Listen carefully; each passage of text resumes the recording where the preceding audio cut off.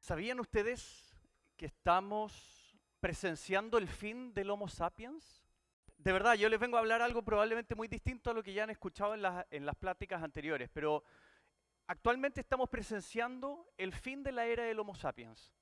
El hombre sabio, la capacidad de pensar, de racionalizar. Eso era lo que nos diferenciaba a nosotros de todo el resto de los animales. Eso es lo que nos distancia del resto de los seres vivos dentro de este planeta.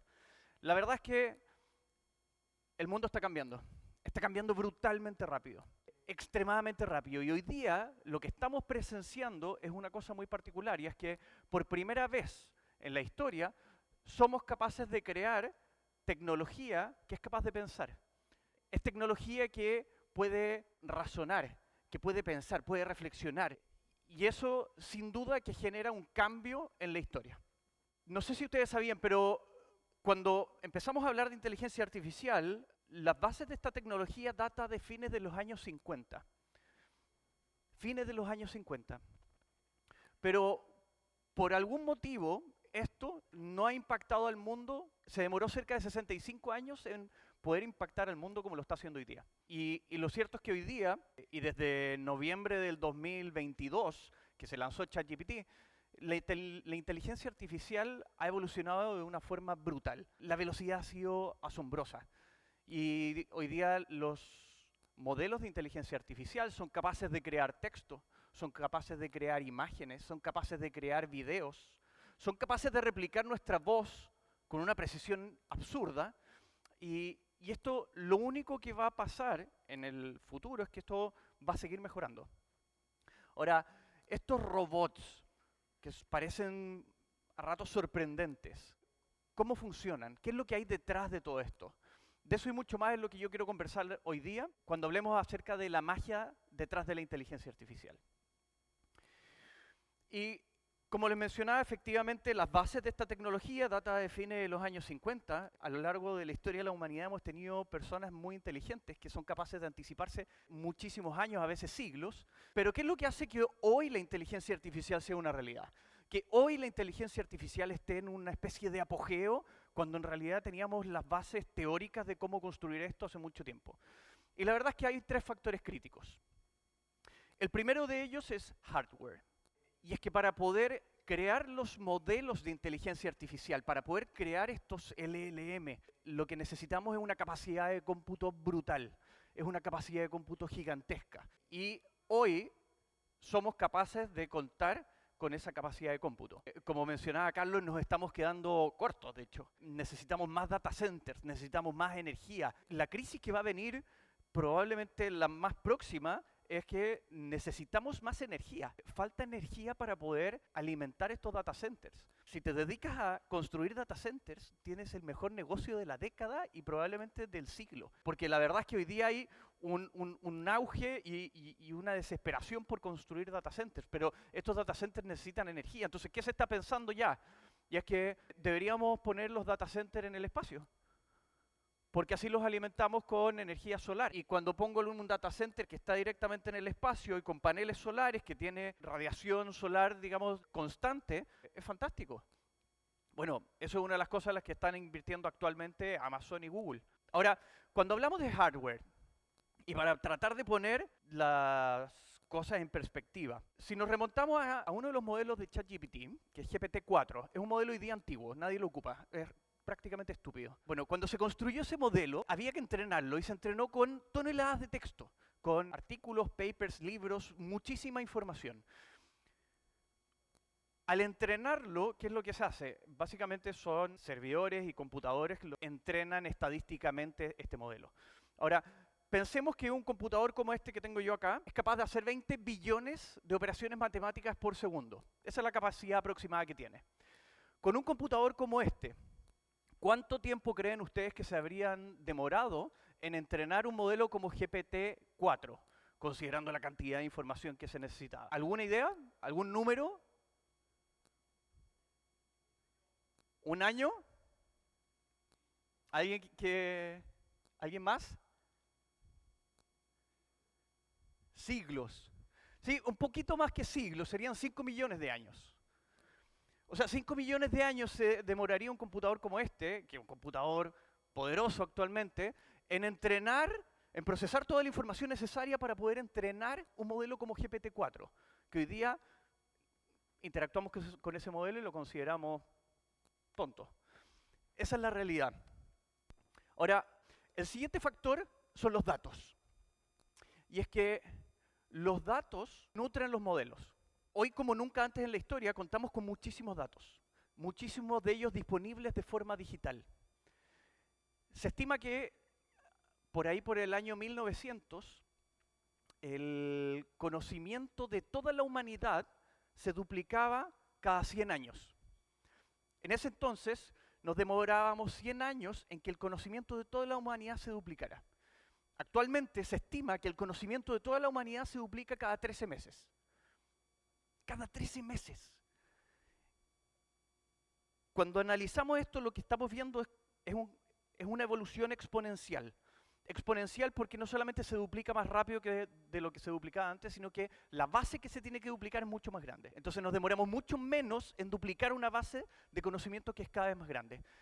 Hoy contamos con una cantidad de datos brutal, que es lo que nos permite entrenar este tipo de modelos. Ahora, otra vez, vamos y pongamos las cosas en perspectiva. En noviembre del 2022 se lanzó ChatGPT por primera vez y ahí empezamos a interactuar. Y le preguntábamos, ¿cuál es la capital de Francia? París. ¡Wow! Ya. Y teníamos algunas primeras interacciones con ChatGPT. En ese momento se lanzó con este modelo que es GPT 3.5. Ese modelo utilizó muchísimos datos para que lo pudieran entrenar. Si yo sentara acá a una persona buena para leer y lo pusiera a leer toda esa información, ¿cuánto tiempo creen ustedes que se demoraría en leer toda la información que se utilizó para entrenar GPT 3.5?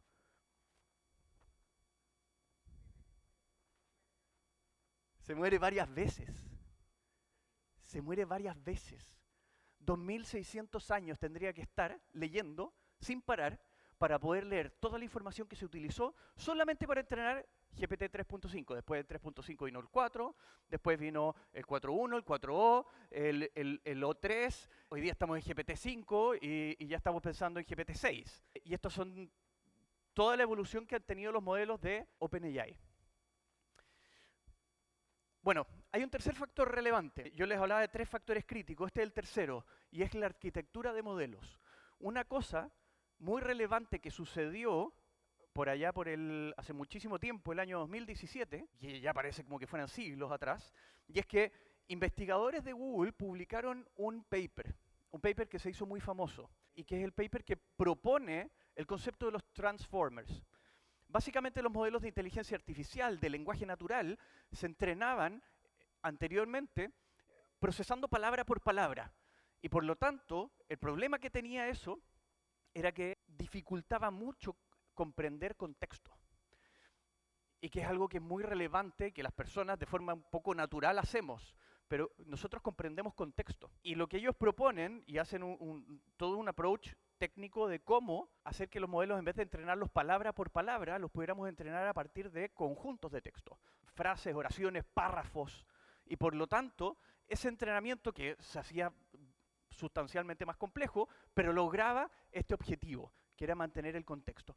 Y cuando hablo de contexto me refiero a que yo puedo decirles banco, y quizás la mitad va a pensar en un lugar para sentarse y la otra mitad va a pensar en una institución financiera. La diferencia entre esas dos situaciones es justamente el contexto. Y eso lo logramos el 2017. Y de ahí en adelante todo cambió. De hecho, este es el modelo de Transformers. Y cuando hablamos de GPT, la T es justamente de Transformers. Ahora, tenemos estas 3 cosas: hardware, datos y arquitectura de modelo. Ese es el resumen de lo que ha hecho que la inteligencia artificial evolucione y sea una realidad al día de hoy como la conocemos. Ahora, eso dio paso a la inteligencia artificial generativa. Y la inteligencia artificial generativa es básicamente la que tiene la capacidad de generar imágenes, videos, sonido, texto, código a partir de estos modelos. Mucho del desafío tecnológico, técnico, viene dado de que necesitamos muchos datos, necesitamos mucha infraestructura para poder entrenar los modelos, pero luego para poder correr los modelos. Y es que el modelo ya entrenado, el modelo cuando ya nace y existe, cuando yo le tengo que escribir algo a ChatGPT y le pregunto algo, el modelo por detrás tiene que estar corriendo para poder responderme. Y luego lo que quiero es que el modelo se vuelva más inteligente, entonces aprenda de mí. Por lo tanto, tiene que ir almacenando información. Y esa información, si yo fuera el único usuario de ChatGPT, naturalmente podríamos ocupar una pequeña base de datos. Pero lo cierto es que ChatGPT se lanza en noviembre del 2022. Solo 6 días después tenía 1 millón de usuarios. 6 días. Pasaron 2 meses y tenía 100 millones de usuarios. Y hoy, en una semana, tiene 800 millones de usuarios activos. O sea, 800 millones de personas que interactúan en una semana con ChatGPT. 2.5 veces la población de Estados Unidos. Esa es la realidad de lo que está pasando hoy día. OpenAI y ChatGPT es el producto de más rápido crecimiento en la historia. Nunca antes habíamos visto algo como esto.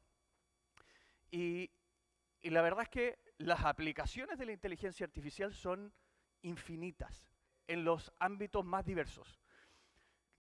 Les mencionaba, somos capaces de generar todo, y cuando hablamos de generar todo, eso tiene riesgos y beneficios. Y es que con pocos segundos de un video disponible en Instagram, pueden replicar mi voz y pueden conversar con mi esposa y le pueden pedir información de una tarjeta de crédito. Ese es solo un ejemplo. Conversábamos ayer en la comida, pueden hacerse fraudes millonarios, que el CFO de una compañía le escribe al tesorero diciéndole necesito que ejecutes este pago y conversa con él. Y tiene la misma voz que tiene siempre. ¿Y por qué voy a dudar? Bueno, eso es uno de los puntos débiles, o sea, uno de los problemas que conlleva la tecnología. Y lo conlleva desde que nace la tecnología, desde que existe la tecnología. Son de las cosas con las que vamos a tener que aprender a vivir, la verdad. Muy bien decían en el panel anterior, la ciberseguridad, la privacidad de los datos, todas estas cosas son desafíos reales que tenemos que abordar ya. Mucho se habla del Shadow AI, esta inteligencia artificial que vive en las organizaciones pero en las sombras. Y es que hoy día con inteligencia artificial tú puedes ser muchísimo más productivo de lo que lo eras 5 años atrás. Por lo tanto, si la empresa no quiere contratar ChatGPT, Gemini o lo que sea, y yo tengo la posibilidad de ser más productivo, probablemente lo voy a hacer con mi celular. Y el tema es que yo voy a tener el ChatGPT gratis. Y cuando yo tengo el ChatGPT gratis, yo no estoy pagando por el producto, por lo tanto el producto soy yo. Por lo tanto mis datos los están utilizando para entrenar el modelo. Por lo tanto los datos de la compañía los están utilizando para entrenar el modelo. Esos son problemas reales que estamos viendo hoy día. Las aplicaciones son infinitas. Creo que de las más típicas y las más clásicas está la atención a clientes. Que decimos, bueno, podemos tener un chat en la página, un canal de WhatsApp, y la persona escribe, y por lo tanto hay un modelo de inteligencia artificial detrás que lo que hace es que comprende lo que está escribiendo esa persona, y a partir de eso le responde y puede interactuar con esa persona. Ese es uno de los usos más clásicos que estamos viendo actualmente, pero uno de los más interesantes es la hiperpersonalización. Y es que yo podría perfectamente atender a 1000 clientes de 1000 formas distintas. Y eso ya no es un trabajo 1 a 1 que requiere de un esfuerzo gigante. Es un trabajo que puedo hacer a gran escala. Yo puedo tener 1 millón de usuarios y al 1 millón de usuarios tenerles aplicaciones distintas, tenerles soluciones distintas. La inteligencia artificial desbloquea esta posibilidad, que antes era, bueno, o te dedicas a un negocio boutique, que tú puedes atender al 1 a 1, o te dedicas al negocio masivo, que no los puedes atender en el 1 a 1. Hoy día podemos combinar esas dos cosas. Ese es un tema muy interesante. Ustedes podrían ser clientes de una tienda de ropa y recibir un correo electrónico donde les ofrecen prendas que van de acuerdo a su estilo de vestimenta, con personas que van en el correo electrónico o en el aviso en redes sociales que tienen tu edad, el mismo género, que a veces pueden aparecer con niños porque tú tienes niños. Entonces, imagínate la posibilidad de poder apuntar 1 a 1 a cada una de las personas de forma personalizada. Se habla de que el software ahora va a ser líquido. Y cuando hablamos de que el software va a ser líquido es que no vamos a necesitar aplicaciones estáticas. No me voy a ir a WhatsApp para poder buscar el grupo de los amigos del colegio para poder escribirles y preguntarles si hacemos un asado. Le voy a decir a ChatGPT que lo haga. O a alguna inteligencia artificial, y esa inteligencia artificial va a utilizar mis herramientas. Una de las grandes novedades de los últimos meses es cuando ChatGPT, OpenAI, genera este acuerdo con Shopify. ¿Y qué significa este acuerdo con Shopify? Es un partnership donde yo le digo, quiero un regalo para una niña de 6 años. ¿Y qué es lo que hace? Bueno, me muestra opciones. Y yo le digo la tercera. y la compra. Y yo compré un regalo directamente en ChatGPT, sin salir de ChatGPT, sin irme a ningún otro lado. Y la pregunta es, bueno, ¿qué va a pasar con los seguros? Nada va a cambiar. Tiene que cambiar, tiene que cambiar. Ahora, ¿qué es lo que viene a continuación? AI agents. Agents are emerging as Agents are the thing everyone is talking about. More AI agents. The opportunity for agents is gigantic. Mi opinión es que lo que viene y lo que va a dar mucho que hablar en los siguientes 10 años van a ser los AI agents, que son los agentes de inteligencia artificial. No son nuestros agentes de seguro que tanto queremos, sino que son aplicaciones de inteligencia artificial que pueden funcionar de manera autónoma con el objetivo de llevar a cabo una tarea. Esa es como una definición que uno dice, ah, ya, ok, ya, pero ¿qué es eso en la práctica? Una manera es pensarlo como una analogía. Un agente de inteligencia artificial es como un trabajador, pero que tiene memoria perfecta, entonces puede almacenar datos e ir a consultarlos cada vez que quiera. Siempre sigue las instrucciones, entonces es bastante obediente, lo que también cuesta lograr en muchas ocasiones. Nunca duerme y nos cuesta solamente una fracción de lo que cuesta un trabajador normal. Esas son como características propias de un agente de inteligencia artificial. Todo el mundo está hablando de los agentes de inteligencia artificial y es que es el siguiente paso natural cuando hablamos del impacto que puede llegar a tener la inteligencia artificial en el empleo. En gran medida es producto de los agentes de inteligencia artificial. Ahora, ¿cómo es que trabajan estos agentes de inteligencia artificial? Básicamente, este agente de inteligencia artificial es una pieza de software que tiene un cerebro y tiene la capacidad de planear, tiene la capacidad de reflexionar, tiene la capacidad de razonar, porque está conectado con un modelo de inteligencia artificial. Ahora, también tiene la capacidad de recordar y puede estar conectado con una base de datos y yo puedo acceder a información, a datos que yo pueda tener estructurados en algún lado. Registro de clientes, depende cuál es la función que yo quiero que desempeñe, qué tipo de información a la que le doy acceso. Por último, tiene acceso a herramientas y esto es bastante parecido. Cuando yo contrato a una persona, la siento en la oficina y le explico qué es lo que va a tener que hacer, cómo va a tener que proceder en las distintas situaciones, le entrego un computador y le digo, mira, ahí tienes correo electrónico, que es una herramienta, ahí tienes calendario, que es otra herramienta, ahí tienes Excel, ahí tienes Word. Yo les voy entregando distintas herramientas con las que él puede desempeñar su trabajo. Bueno, un agente de inteligencia artificial tiene acceso a herramientas también. Entonces, combinamos un modelo de inteligencia artificial que le permite razonar, que le permite planificar pasos, que le permite discernir en ciertas situaciones, podría tener acceso a una base de datos, puede tener acceso a herramientas. El paso siguiente, y algo de lo que se habla harto, es este Retrieval Augmented Generation, el RAG. Y es, bueno, ¿cómo hago que un modelo de inteligencia artificial, que un agente de inteligencia artificial pueda acceder a datos míos? Yo converso con ChatGPT, ChatGPT me puede responder información genérica, generalista.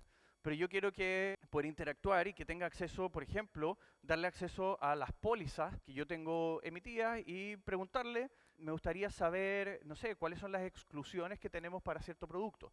Eso podríamos hacerlo directamente utilizando este RAG, que básicamente lo que hace es que toma información no estructurada, la transforma en vectores, que son los mismos vectores que utilizan los modelos de inteligencia artificial y por lo tanto pueden navegar por esa información que no está estructurada, que no son planillas, que no son registros con columnas, sino que pueden ser texto desestructurado y yo puedo consultar y puedo interactuar directamente con eso. Ahora, me gustaría mostrarles un ejemplo para poder tangibilizar esto. Les voy a mostrar un ejemplo de un agente de inteligencia artificial que nosotros desarrollamos junto con una aseguradora mexicana de autos de color morado. Aquí el desafío era el siguiente. Tenemos muchas oficinas a nivel nacional y de pronto llega una persona y dice, hey, no me han aplicado mi seguro. Aparece como que todavía no lo he pagado, entonces ¿por qué no me han aplicado el seguro? Entonces, ¿qué es lo que hace el ejecutivo que lo atiende en la oficina, en la sucursal? Le dice, ya, pero usted tiene un comprobante. Sí, aquí tengo un comprobante. A ver, saquémosle foto de eso. Tac. Los pongo en el computador y escribo directamente a la central, al equipo de tesorería y le digo, necesito que por favor verifiquen este pago que no está correctamente registrado. Y es que en los estados de cuenta bancarios nos encontramos con muchos movimientos no conciliados donde no podemos identificar a qué corresponde cada uno de esos pagos. Entonces, aquí yo tengo un ejecutivo que se llama Leonardo DiCaprio, y que me envía un correo electrónico donde me dice, Buenas tardes, les agradecería verificar el pago de póliza señalado en el adjunto. Y el archivo adjunto se ve de esta manera. Hermoso. Ya, ¿qué es lo que tengo que hacer yo como tesorería? Tengo que agarrar esto y decir, ya, a ver, ¿qué es esto? Es un comprobante, ya, aquí tengo un dato relevante que es el monto, 16.674.50. Dice que fue del 7 de octubre y por lo tanto yo tengo que ir a buscar esto dentro de mi base de datos de movimientos bancarios no conciliados. Entonces me voy acá, tengo que buscar el 7 de octubre, 7 de octubre, 7 de octubre, aquí me pasé, ya aquí tengo movimientos no conciliados, 7 de octubre, y aquí tengo este de 16.674.50. Aquí es una simplificación, yo podría empezar a ver otros datos dentro del comprobante, pero yo podría decir aquí, bueno, identifique este pago. Entonces yo lo que debería hacer es marcarlo como conciliado y a partir de este momento responder el correo electrónico. Entonces vuelvo donde Leonardo y le digo, Leonardo, efectivamente el pago está verificado, por favor registrar en el sistema y ya quedó conciliado. Y voy y respondo. Perfecto. Ahora, eso funciona muy bien cuando tengo un correo electrónico, cuando lo hago uno a uno. Ahora, ¿qué pasa cuando esto nos sucede solamente una vez al día? Cuando tenemos muchas sucursales, cuando tenemos muchas oficinas. Y es que nos vamos a empezar a llenar de correos electrónicos similares a este. Y ahí es donde un agente de inteligencia artificial toma sentido. Entonces, ¿cómo funciona esto con un agente de inteligencia artificial? Básicamente el agente de inteligencia artificial hace lo mismo que hice yo. Y lo que hace el agente de inteligencia artificial, aquí yo hice una simulación que le dije ya envíame correos electrónicos con comprobantes de pago para que los gestione un agente de inteligencia artificial. Entonces mi casilla de correo electrónico se va a empezar a llenar y se empieza a llenar y yo en algún momento tengo que abordar esta tarea. El agente de inteligencia artificial lo que hace es que va a abrir un correo electrónico, va a leer el contenido del correo electrónico, el cuerpo del correo, luego de leer y comprender lo que está en el cuerpo, va a abrir el archivo adjunto. Ustedes bien saben, todos los archivos adjuntos de todos los bancos son todos distintos, además que depende SPAY, pagó por caja, pagó desde afuera, desde acá, desde dónde. Entonces al final no podemos estandarizar para decir siempre los adjuntos se ven así, por lo tanto necesitamos una persona leyendo archivo por archivo, adjunto por adjunto para poder comprender esto. Entonces el agente de inteligencia artificial lo que empieza a hacer acá es que empieza a responder, empieza a analizar y empieza a responder. Aquí ya yo recibí 20 correos electrónicos. Cada uno de esos correos electrónicos viene con un archivo adjunto y ese archivo adjunto es un comprobante. Y el agente de inteligencia artificial lo que empieza a hacer y que en este momento está haciendo, gracias a que, para que yo no lo tenga que hacer, es justamente abrir cada uno de estos correos e interpretar lo que está allá adentro. Entonces van a ir viendo cómo los correos electrónicos se van dando por leídos. Si se fijan al lado izquierdo, aparecen los nombres de los ejecutivos que me estaban enviando de todas las oficinas y ahora dice coma yo, porque yo ya le respondí esos correos electrónicos. Entonces voy a agarrar uno, este por ejemplo, y dice, buen día, tu depósito fue localizado exitosamente y fue registrado como conciliado. Aquí está el detalle de la información de ese depósito, de ese movimiento bancario, que coincide con 8.676. Y acá tenemos la base de datos donde fue registrando uno a uno los pagados. Acá tenemos uno de 15.000 del día 14 de octubre. Ahí lo registró correctamente. Este agente de inteligencia artificial es una versión demostrativa de lo que tenemos operando en términos reales. ¿Resuelve todo? No. No resuelve todo. La verdad es que resuelve el 80%. Pero entre gestionar 100 y gestionar 20, la verdad es que es bastante bueno.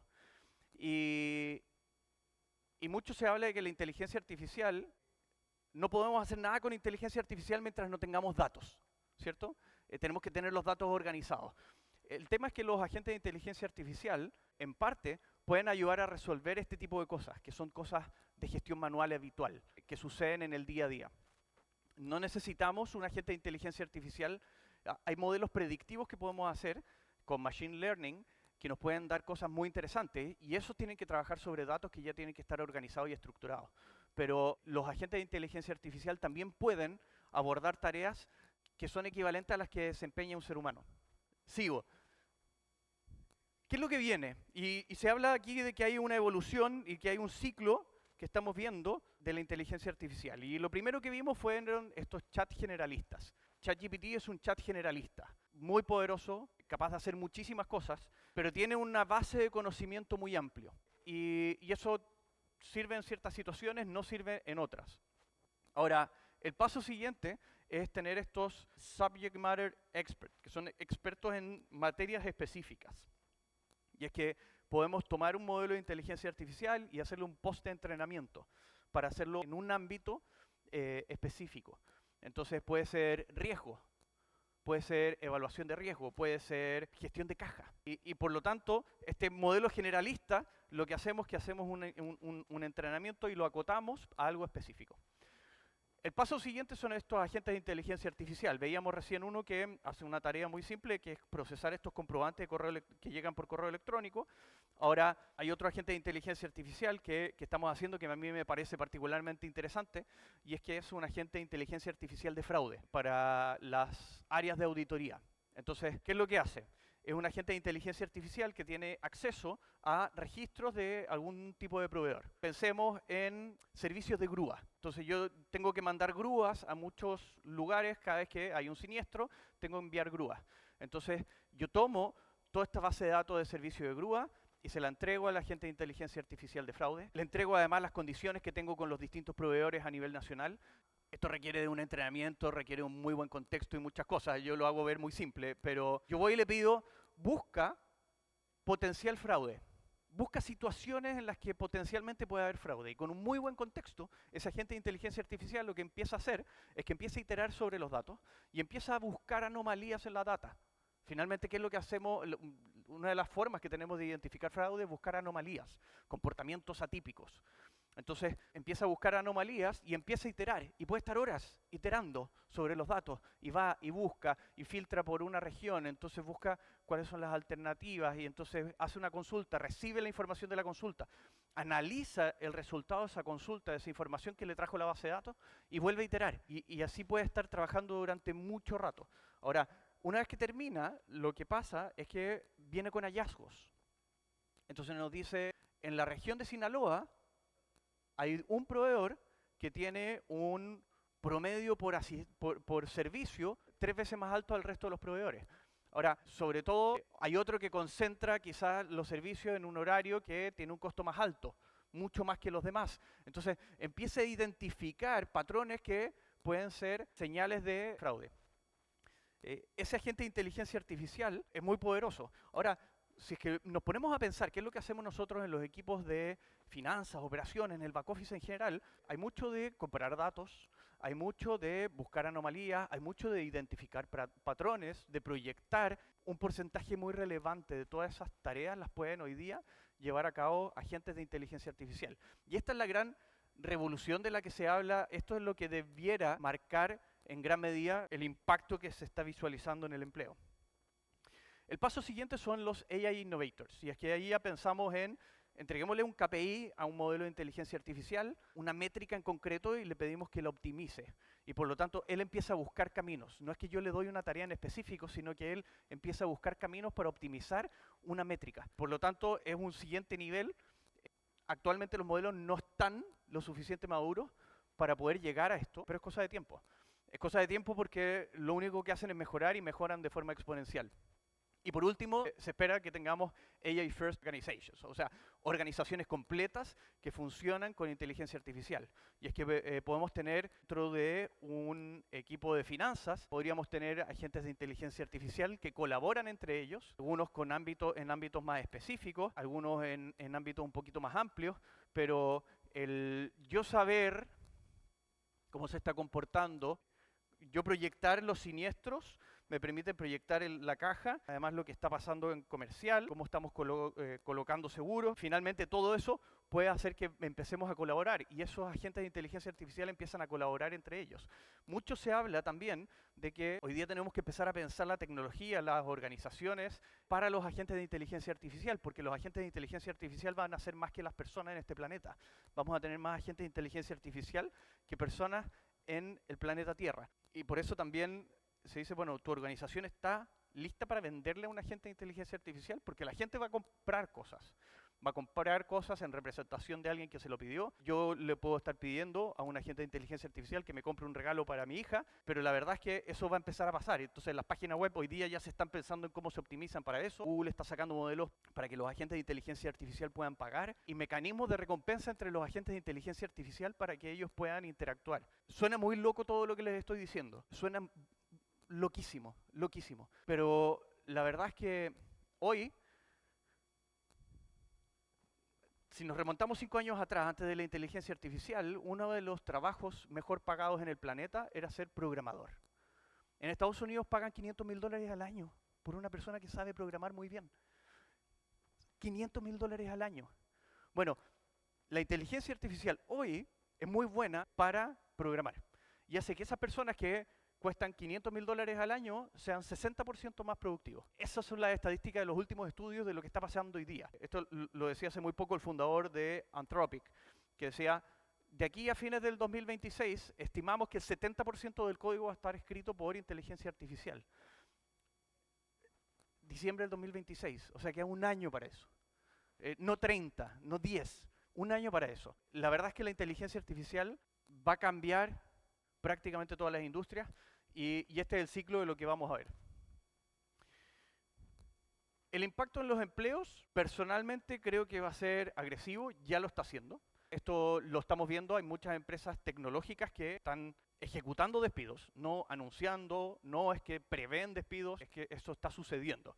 Y es que efectivamente podemos automatizar tareas, pero ahora son automatizaciones con cerebro, con capacidad de raciocinio y por lo tanto en muchas funciones la inteligencia artificial puede ser mucho más eficiente y más productiva que nosotros mismos. Entonces va a haber un impacto en empleos definitivamente y también lo hubo con la revolución industrial y también lo hubo cuando apareció la imprenta. ¿Y qué es lo que pasó después de todo eso? La verdad es que no es que todos trabajamos en el campo y de pronto aparecen máquinas para el campo y por lo tanto ya no tenemos que trabajar y estamos todos descansando. El mundo se adapta, el mundo se adecúa. Y lo más problemático es que nuestros hijos van a terminar trabajando en cosas que nosotros no sabemos.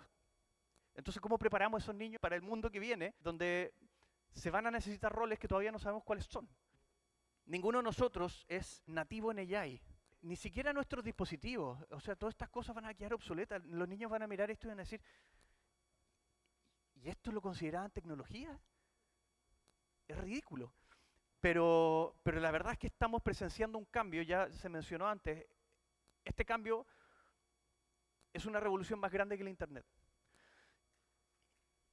Es una revolución más grande que el Internet. Y cuando miramos las 10 empresas más grandes del planeta, 9 son de tecnología. 9. No 2, 9. Esa es la realidad actualmente. Nvidia es una compañía que alcanzó los $5 trillones en capitalización bursátil. Cayó en los últimos días, definitivamente. Va a volver a los 5 millones. Eso va a pasar. Y eso se debe a que la inteligencia artificial efectivamente va a cambiar cómo funciona la sociedad y el mundo completo. Experiencias para una inteligencia artificial exitosa. Creo que se ha hablado de varios temas. Privacidad de datos, seguridad de la información, y estoy completamente de acuerdo con todos ellos. Y son cosas que hay que abordar y que hay que abordar seriamente. Y es que la inteligencia artificial va a hacer que más cosas pasen a estar en computadores. Ahora lo otro es que tengamos todo en papel, pero nos van a pasar por encima de los competidores. Entonces, como que no tenemos mucha opción.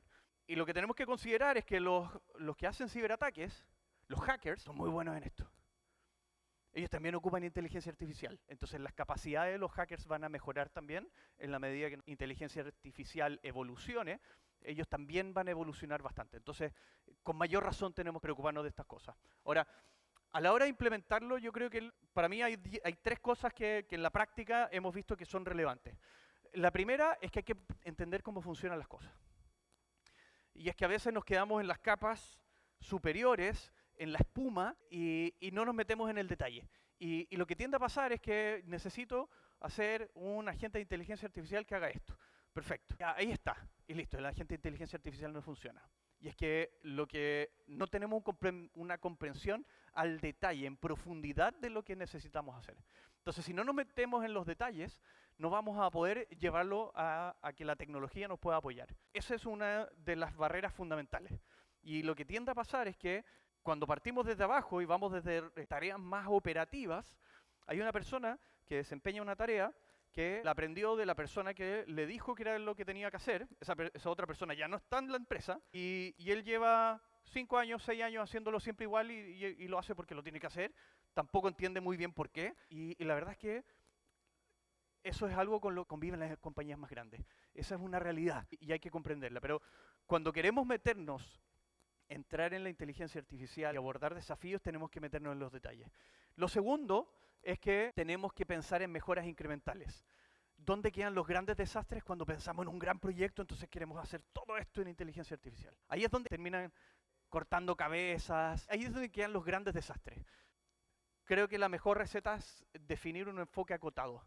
Vamos a una tarea en particular, a un alcance específico, enfoquémonos en algo muy, muy detallado y muy acotado. Y luego vamos creciendo, y luego vamos incorporando otras cosas. Más que quiero cambiar toda esta área por inteligencia artificial. Eso probablemente va a terminar en un desastre. Por último, traer y formar. Tenemos que lograr un equilibrio entre traer talento y formar nuestro talento. Los equipos tienen que saber de inteligencia artificial. Lo bueno, lo malo, cómo ocuparlo, cómo ser más productivos, cómo hacer su trabajo muchísimo mejor con inteligencia artificial. Y tenemos que invertir y tenemos que dedicar tiempo a eso. Ninguno de nosotros, ya lo dije, ninguno de nosotros es nativo en inteligencia artificial. Pero la inteligencia artificial vino a cambiar en cómo funcionan prácticamente todas las cosas que hacemos en una empresa. Entonces, a nuestros equipos los tenemos que formar y nuestros equipos deberían estar desesperados por formarse. La mejor forma de que la inteligencia artificial no te quite tu trabajo es que tú tengas mucho conocimiento de inteligencia artificial. El que te va a quitar el trabajo va a ser el que sabe de inteligencia artificial. Entonces, tenemos que encontrar ese equilibrio entre formar talento y traer talento de afuera. Porque si nos dedicamos solamente a formarlo adentro, lo que va a pasar es que la curva de desarrollo y de aprendizaje va a ser aún más lenta. Entonces tenemos que encontrar ese equilibrio de salir a buscar talento afuera. Hay compañías que tienen un ADN tecnológico muy profundo y por lo tanto hablan otro lenguaje, se comunican de otra manera, llevan a cabo todas las cosas en su día a día de otra manera. Entonces, ¿cómo acercamos ese talento y cómo desarrollamos el que tenemos adentro? Yo creo que ese es el equilibrio. Entonces, meterse en los detalles, desarrollar y atraer talento y por último, mejoras incrementales y de forma acotada. Les agradezco mucho por su tiempo.